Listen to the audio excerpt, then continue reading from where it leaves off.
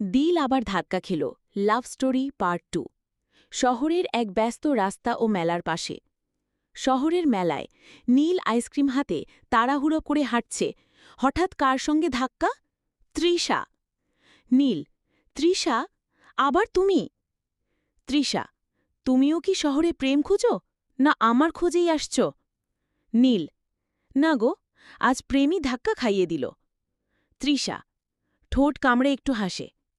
তুমি যেদিকে থাকো সেদিকে ঝড় বয় মনে হয়। নীল: আর তুমি যেদিকে হাঁটো প্রেমের রাস্তা খুলে যায়। পেছনে দোকানদার বলে, এই দুইজনে আবার লাগলো। নীল: এইটা রাখো, যেমন তোমার হাসি, হালকা কিন্তু ধাক্কা দেয়। তৃষা: আর তোমার কথা শুনে মনে হয় শহরের হর্ন প্রেমে পড়ে গেছে। লাইক, শেয়ার, কমেন্ট আর সাবস্ক্রাইব করতেই হবে। পার্ট 3 আসছে শিগগিরই। Good night.